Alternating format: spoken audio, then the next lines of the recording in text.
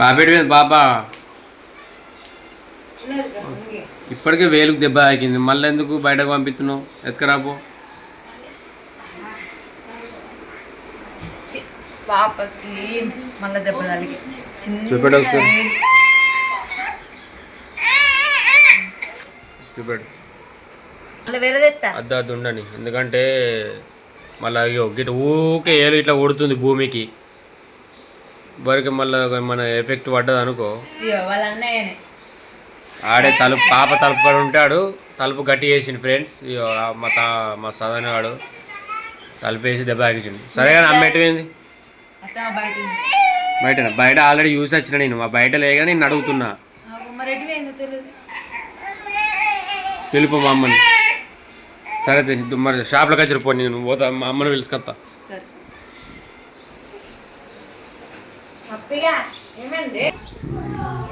దాదా అమ్మ వచ్చినాడు. ఓ దాదా అమ్మ లేదా? అటే అత్తునా మా పిన్నికి ధైర్యం చెప్పడానికి వెళ్ళింది. ఇక ప్రతిరోజు చేసుడు మా పిన్ని అయితే, మా తల్లి వయసు తల్లి కోసం.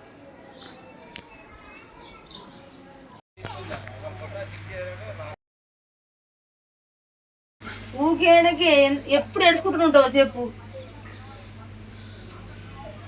ఊ కలర్ పెట్టుకు ఏడకు ఏడ్చేడ్చి ఏమైపోతావు చెప్పు? మరి వాళ్ళకి ఖచ్చితంగా శిక్ష పడుతుంది. పడకపోతే ప్రజలు ఊరుకోరు. మనం ఊరుకున్నా కానీ ప్రజలు ఊరుకోరు, చట్టం ఊరుకోదు. చట్టం గిట్లా ఇలాంటి విషయంలో పట్టించుకోకపోతే ఆ చట్టం కాదు. అది భూమి మీద ఉన్న ఒకటి లేకున్నా ఒకటి ఆ చట్టము. నీ బిడ్డకు ఇంత అన్యాయం జరగంగా పోలీసులు పట్టించుకోకుండా ఉండరు. ఇది వెనకటి కాలం కాదు. వెనకటి కాలం అయితే పైసలు కాసేపాడో డబ్బు కాసేపాడో తీర్మారి వేసారు కేసులని. ఇప్పుడు అట్లా చేయరు సార్లు. ఎందుకంటే ఇది ఒక్కరికో ఇద్దరికి తెలిసిన విషయం కాదు, రాష్ట్రం తెలిసిన విషయం కాబట్టి అట్లాంటి పట్టించుకోకపోతే ఈ చట్టంకి దెబ్బ వస్తుందని కూడా తెలిసే సార్లకు తెలిసే. ఇవాళ వాళ్ళకే సపోర్ట్ చేసుడో వీళ్ళకి సపోర్ట్ చేసుడు ఇప్పుడు చెయ్యరు. సపోర్ట్ అంతా నీకే చేస్తారు, నీ బిడ్డకే చేస్తారు. న్యాయం ఖచ్చితంగా జరిగేదాకా ఆ సార్లు ఊరుకోరు, చట్టం ఊరుకోదు. ఇన్ని రోజులు జరిగిపోయినాయి అయిపోయినాయి. ఈ శిక్షతోటైనా కఠినమైన శిక్ష పడాలి. ఫస్ట్ లో ఏంది ఉరి శిక్ష ఉండే, ఆ ఉరి శిక్ష తీసేసి జీవిత ఖైదు వేసారు. ఆ జీవిత ఖైదు వేసారు కదా, ఇప్పుడు ఈ శిక్షతోటి ప్రారంభం కావాలి ఉరి శిక్ష అన్నది. ఖచ్చితంగా ఉరి శిక్ష పడాలి. తల్లి తట్టుకోలేకపోతుంది, మేము కూడా బాధపడుతున్నాం. తెల్లందకపోతుందాక మాకు బాధ అనిపిస్తుంది. మస్తు ఘోరం అంటే ఘోరం. ఏ పిల్లలకు కానీ తల్లి బాధపడద్దు, బిడ్డలకు ఇట్లాంటి కథలు రావద్దు. శిక్ష పడాలి ఖచ్చితంగా. పడకపోతే నడది. ఇప్పుడు మనం ఊరుకున్నా చట్టం ఊరుకున్నా ప్రజలు ఊరుకున్నట్లేరు. మరి ప్రజల చేతిలో పానం పోయినా కానీ చట్టం ఉండేందుకు నువ్వు అదే చట్టం పట్టించుకొని అదేదో ఇది ఇప్పుడు రూల్స్ లేదంటారు కదా, సంపే రూల్స్ లేదు కాబట్టి పాత చట్టం తీసేసి కొత్తగా తయారు చేయాలి. తయారు చేస్తే మళ్ళీసారి ఏ అమ్మాయిలకు ఇసుంటి గతి రాదు. ఇట్లా తల్లులు బాధపడరు, ఇట్లాంటి అమ్మాయిలు బలిగారు. ఇట్లా కరెక్ట్ తీయాలి, కఠినమైన శిక్ష చేయాలి. ఆయనకి జైలు శిక్ష పడ్డదా, ఆయనకి ఊరి శిక్ష. ఆడు కాదు, వాళ్ళు నలుగురికి ఖచ్చితంగా మరణం అన్నది వెనకడు అన్నది ఎంత మంది జరుగుతుందో ఆ సార్లకు తెలుసు. సంపినోళ్ళది అదే తప్పు, సంపు మన్నోళ్ళది కూడా అంతే తప్పు. సేమ్ నలుగురికి సేమ్ జరగాలి. జరగకపోతే మాత్రం ఆగేది లేదు. ఈ రాష్ట్రం అంతా కదిలి వచ్చి ఎంత దారుణాలు ఎంత ఘోరం జరుగుతాయో. తల్లి ఎప్పుడు అరచేతుల్లో పెంచానమ్మా చిన్నప్పుడు. చెప్పు, ఊరికి పోయిందా, పల్లెకి పోయిందా, అత్తగారింటికి పోయిందా, ఏడాదికి వస్తుందా, 2 ఏళ్ళకి వస్తుందా, 10 ఏళ్ళకి? ఏ తల్లి ఊరుకోవాలి? ఇప్పుడు ఈ తల్లి ఏమంటే ఆ తల్లి పానం పోయేది అందుకుంది. మరి ఆ తల్లి పానం చూడాలని ఉన్నదా మీకు సార్లు? మీరు ఎందుకు పట్టించుకుంటారు? ఇంకా మనిషి కోట్ల నమస్కారాలు. ఆయనకి ఉరి శిక్ష పడాలి. నువ్వు ఇక్కడికి వస్తలేవు, నువ్వు మాట్లాడతలేవు, మీరు రావాలి, ఇక్కడికి ఖచ్చితంగా రావాలి. నిన్న పిన్ని ఛాతి కొడుతున్న గంట పడిపోయింది. మన దగ్గర హాస్పిటల్ కొంటే మళ్ళీ తీసుకొని మరి తల్లికి ఏమైనా కావాలని చూస్తురా మరి మీరంతా? కాకపోతే ఇక్కడ చాలా జరిగినాయి అంట, మాకు ప్రజలు చెప్తురు. రిపోర్ట్ మార్చేసే అవకాశాలు కూడా ఉన్నాయి అంటారు. రిపోర్ట్ మార్చేసేదే లేదు. ఏమైంది? 20 రోజులు అవుతుంది. నువ్వు ఇంత డల్లు ఎందుకు ఉంటున్నావు ఏం పనికి? నువ్వే 10 మందికి ధైర్యం చెప్తాను, నువ్వే డల్లు నాకు పెట్టాలి. మీ కాబట్టి నాకు పిసలు ఎత్తుంది, తలకాయ ఒకటి అవుతుంది. అటు ఇటు పోయి నాకు టెన్షన్ ఎక్కినట్టు అటు ఇటు పోయి నేను అల్లపడుతున్నాను. ఇంకా అలా నా మరదల బిడ్డ అయినా నా ఒకటే, నా బిడ్డ అయినా ఒకటే, వాళ్ళ బిడ్డ అయినా ఒకటే. దాని ఇంటి పోరాటం సాగిస్తాము. ఎందుకు బాధపడుతున్నావు? ఊరికైనా టెన్షన్ ఎత్తులు పిసలు ఎత్తుంది. వచ్చినప్పుడల్లా ఎటు పోయి వచ్చినప్పుడల్లా నాకు మనసు తీరముంటలేదు. ఎప్పుడు బాధలతోనే ఉంటున్నావు. అత్తమ్మ ఎందుకు అత్తమ్మ ఇంత బాధపడుతున్నావు? ఎంతో మందికి ధైర్యం చెప్పినావు నువ్వు ఇట్లా అయితే అసలు అనుకోలేదు అత్తమ్మ. ఎందుకు ఇంత టెన్షన్ తీసుకుంటున్నావు చెప్పు? ప్రతిరోజు చెప్తున్నావు. ప్రభుత్వానికి అందరికీ పేరు పేరున ధన్యవాదాలు. ఒకటే విషయం, ఇవన్నీ చెప్పి మీకు సుతా మా వాళ్ళు అన్ని వీడియోలు, మా వాళ్ళు యూట్యూబ్లో అందరూ వచ్చి పెట్టిన కొద్దీ మీరు అన్నీ వింటారు. మాకు ఒక్కటే విషయం, మా గుండెలు వలుగుతున్నాయి. మా బాధ వాళ్ళు అర్థం చేసుకుంటారు. దయచేసి తెలంగాణ ప్రభుత్వం అన్నప్పుడు కొంచెం ఆలోచించి ప్రయాణం చేయాలి. ఇలా ప్రభుత్వం మన తెలంగాణ గురించి కొట్లాడిండు మన కేసీఆర్ బాబు. 3 నెలలు నిరాదీక్ష చేసుకుంటూ ఆయన ఉపాసం ఉండి కూడా 3 నెలలు మన తెలంగాణ వాళ్ళని కొట్లాడిండు కేసీఆర్ బాబు. తెలంగాణ తెప్పించిండు. అది చూద్దాం, కొంచెం ఆలోచించుది.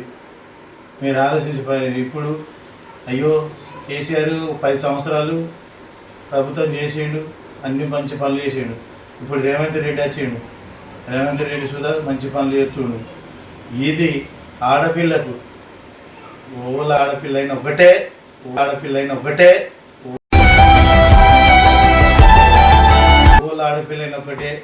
గుండెలు వలుగుతున్నాయి. ఆ గుండెలు బాధ ఉంచుకోరి. మీకు ఇవాళ తెలంగాణ గురించి ఆలోచించి ప్రయాణం చేసి గవర్నమెంట్ కొంచెం పట్టించుకొని దయచేసి అందరు గవర్నమెంట్ ప్రభుత్వం డిఎస్పీలు ఉన్నారు, ఎస్ఐలు ఉన్నారు, ఎస్పీలు ఉన్నారు, కలెక్టర్ ఉన్నారు, డిఎస్పీ అందరు ఉన్నారు. ప్రభుత్వం మీద అందరూ వకీళ్ళు ఉన్నారు, జడ్జి అమ్మ ఉన్నారు, జేఏలు ఉన్నారు. అందరూ ప్రభుత్వం గవర్నమెంట్ గురించి ఆలోచించి ప్రయాణం చేయాలి. మా బాధలు ఏంటంటే కొంచెం ఆలోచించేది. 2 ప్రాణాలు వినాయి. 2 ప్రాణాలు. కడుపులో ఉన్న అమ్మాయి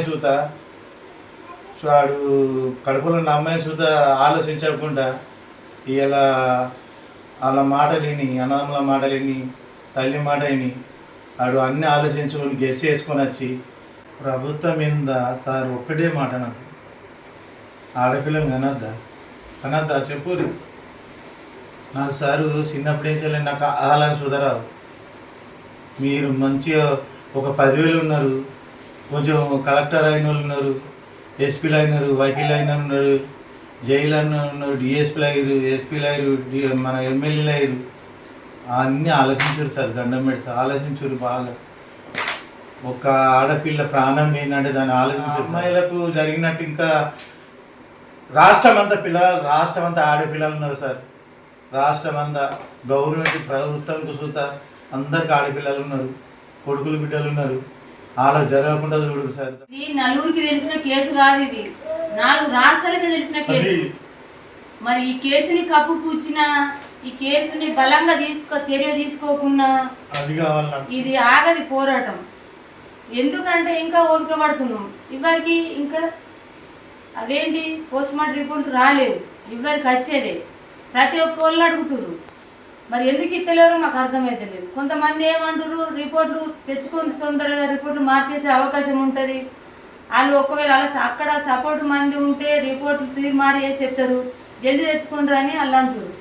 మరి మీరు ఎందుకు ఇస్తలేరో మాకు అర్థమైతే లేదు.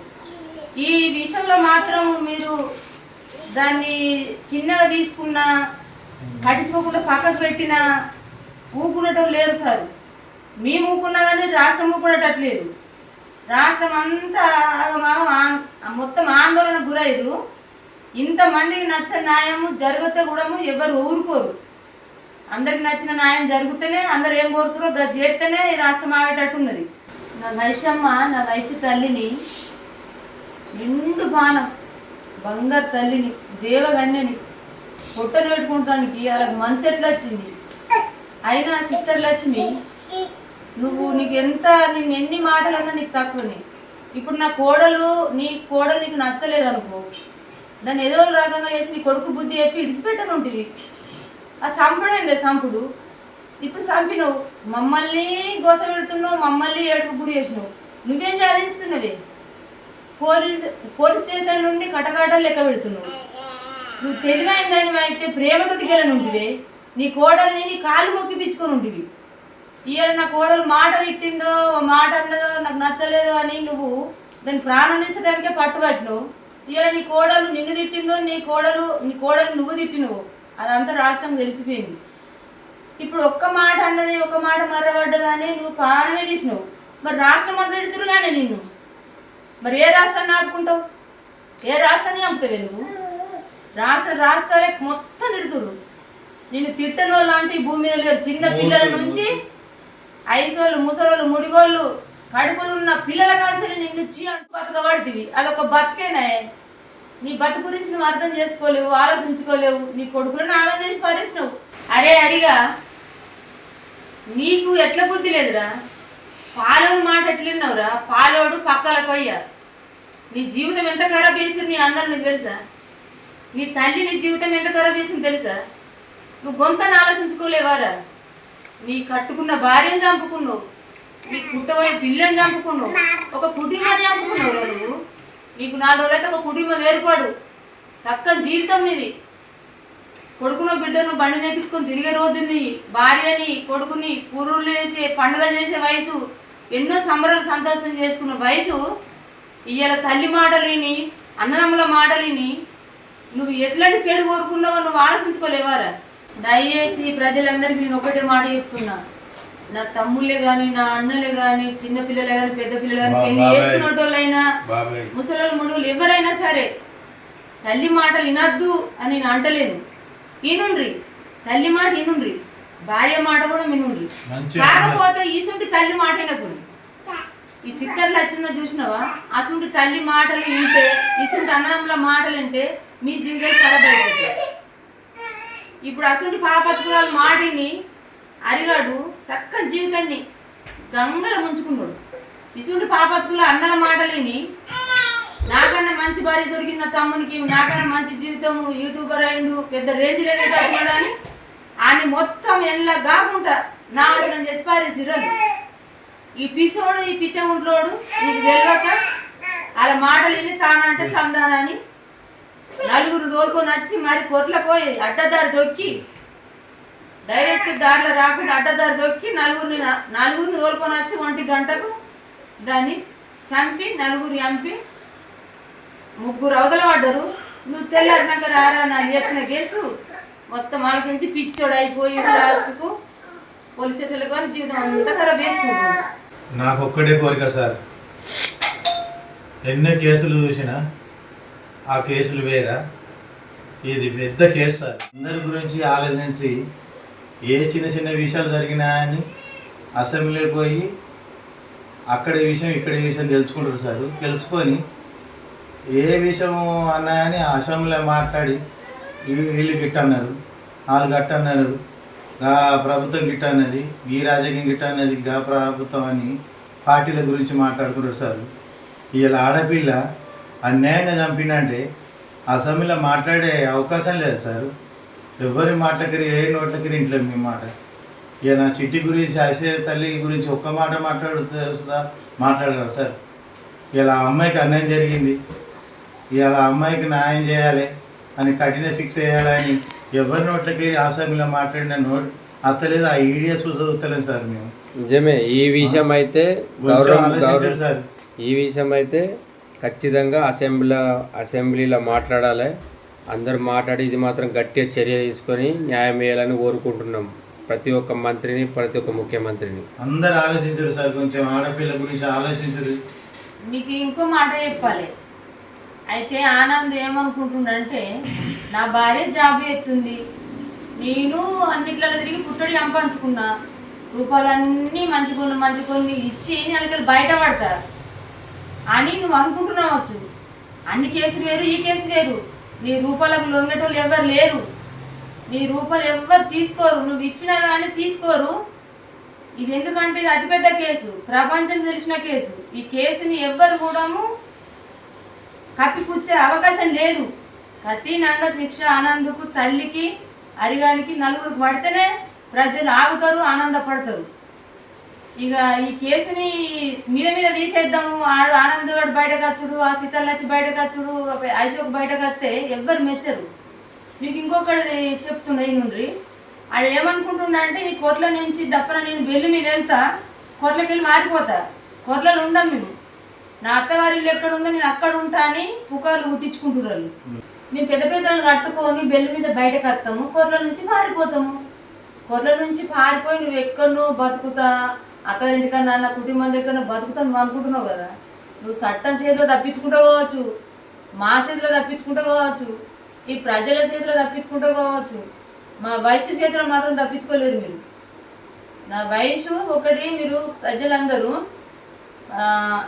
మా సిట్టి పామైందంటే మీరు నమ్ముతలేరు, మేము అబద్ధం చెప్తున్నామని అనుకుంటారు. అది అబద్ధం కాదు, ఖచ్చితంగా రియల్గా అయింది.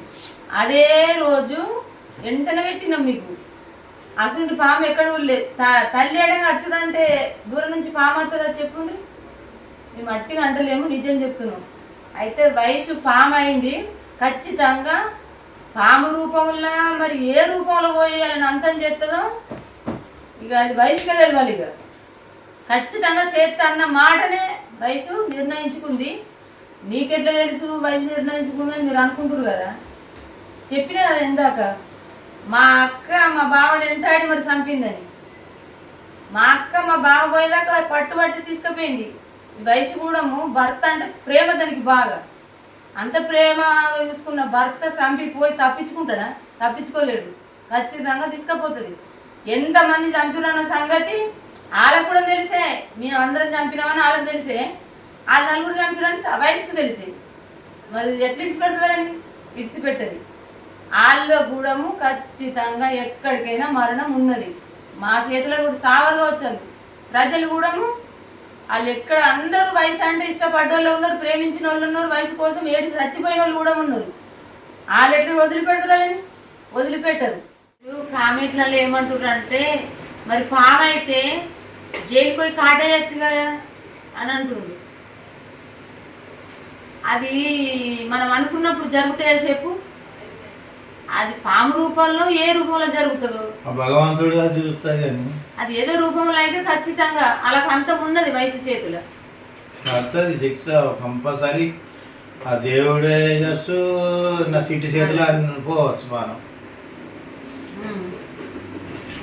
దయచేసి ఈ ప్రజలందరికీ నేను అందరికి చెప్తున్నా, నా కుటుంబం అనుకొని చెప్తున్నా, పాపాలు కట్టుకోకూర్రి, ఎవరైనా సరే ఆడపిల్లలకు అన్యాయం చేయకూర్రి, మీకు నచ్చపోతే ఇడిసిపెట్టుండ్రి, కానీ చంపుడు అన్న మాట చంపద్దు.